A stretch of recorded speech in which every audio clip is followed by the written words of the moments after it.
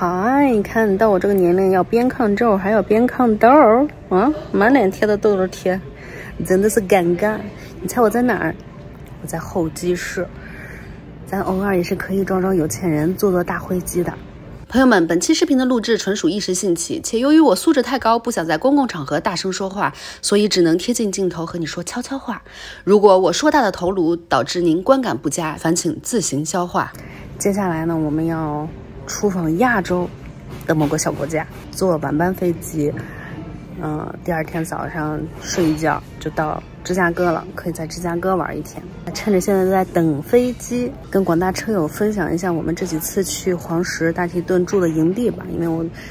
前几天的视频有很多朋友问我们住的营地，有些朋友想下半年去，就跟大家做一个总结。先说说我们这次去黄石住的这个营地吧，特别好，它是黄石公园里边唯一一个 full hookup 的营地，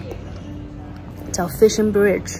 RV Park。黄石公园的地图不就是一个8字嘛，上面一个圈，下边一个圈，它是在下边那个圈的东南角。其实黄石公园很多的景点啊都是在下8字，所以它去各个景点都非常非常的方便。它总共分 A、B、C、D、E 区，它这个 E 区是最大的，然后是最干净，是新建的。对于我来说，我评判一个营地好坏的最基本的标准就是它的路面，它的地面。如果它的这个车位呢是水泥地，路面是沥青路，就比较干净，比较整洁。如果是石子路的话呢，就也还行。但如果是土路的话，就是在我心里是最差的，因为就不管下不下雨，它都特别脏。像我们家狗小短腿儿，扑棱2下就成小土狗了。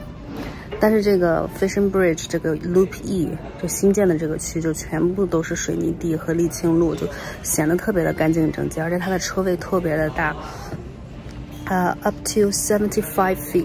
好像是，对，就你有一个那种大的 A class， 然后你还能再停几个小车的那种车位，车位和车位离得也很远，反正就整个就是超棒。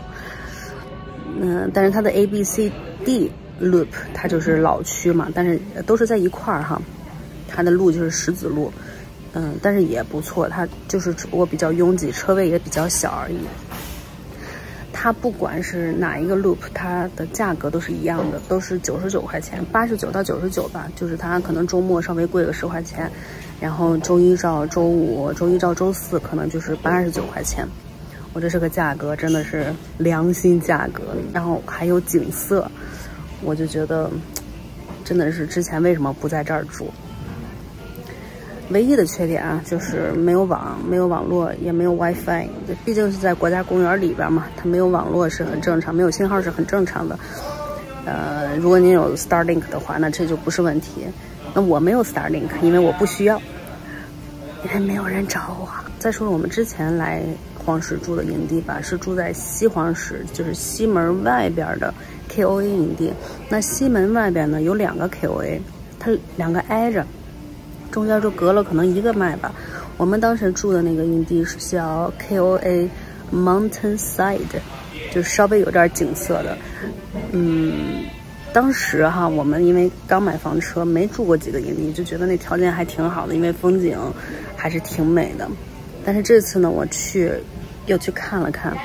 就觉得也就那样，就没有想象中就是记忆中的那么好。但是它好处就是，因为它是在黄石外面嘛，所以它是有信号的。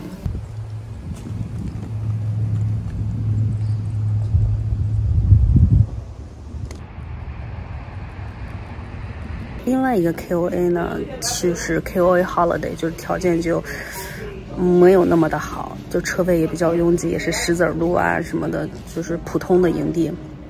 他们俩就离着1个麦，但是它呢，它看着说挺近的哈，离这个黄石西门就8个麦、7个麦，但是呢，它进了西门以后，想要走到这个8字上，还要再开个5、6、7、8、9个麦，那这个距离其实就是相当于将近20个麦了，就比较远，但是也可以，也能行。就是如果你有拖挂的话，想住在就是有信号的地方，这个 KOA Mountain Side 还是一个比较好的选择。但是我说句实话，我觉得西黄石这个整个这片区域，比较秃，就是没有什么，这个小镇这个镇吧，就没有什么可玩的，也没有什么就是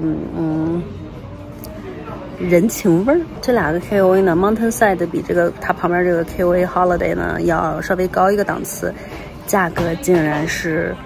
要129到179，好像它根据这个旺季淡季啊，它这个价格浮动比较大，比黄石里边那个营地还要贵。另外那个 KOA Holiday 就条件不是特别好的那个，也要89到好像130吧，还是150。我就觉得其实您要是能订到黄石里边这个 Fishing Bridge 这个RV Park 的话，真的是首选，从各方面都吊打西黄石的这两个 KOA。当然我也就住过在黄石，我也就住过这3个哈，就对比下来，我真的是觉得 Fishing Bridge 这个是性价比之王不说，各方面除了没信号没有毛病。再说说我们住的大提顿的营地吧，大提顿我们是觉得和大提顿没有缘分啊，之前来这2次呢就没有好好玩大提顿，这次就说订一个大提顿里边的营地吧，结果还下雨，也没好好玩。但是呢，这个 Cotter Bay RV Park 我觉得还是不错的啊，它虽然是石子路，但是 match 它整个这个树林的一个感觉，它因为它树特别多，就要提醒大家一定要收棚子啊，一定要收遮阳棚。它这个因为是在大提顿里边也是没有信号，但是人家有 WiFi 有 Hotspot， 就你如果靠近这个 reception 的地方是可以接收到信号的，是可以接收到一点点网络的，但你的车位如果远的话就接收不到信号。然后它也是 full hookup， 但是它那个 sewer system 说比较老，放水的时候要半速，就是1半的速度去放那个下水。这个营地我还是挺推荐的，就是我觉得风景也挺好的，整个staff 就是他的工作人员有的特别热情，特别好，帮我们拆棚子拆了2小时，也都是在雨里帮我们拆，给我印象挺好。虽然我们的遮阳棚是在那儿牺牲的，但是给我的印象还是非常好的。那靠近大提顿最有名的就是我上次介绍的那个 Jackson Hole 那个小镇，那个小镇是非常值得逛的。我们之前去呢都是住在这个 Jackson Hole 的营地，叫Virginian RV Park， RV Park 应该是叫这个，我到时候回去查查。它是有几个非常 stubborn 倔强的老头老太太经营的一个营地啊，普通水平吧，也是石子路普通水平，但是它好就好在离这个 Jackson Hole 非常的近，只有3-4个迈，它就在那个主路上。所以就是如果你想要去逛这个 Jackson Hole 去 explore它的这些活动啊，它的这些人文环境啊，什么小店啊，建议大家是住在这个营地。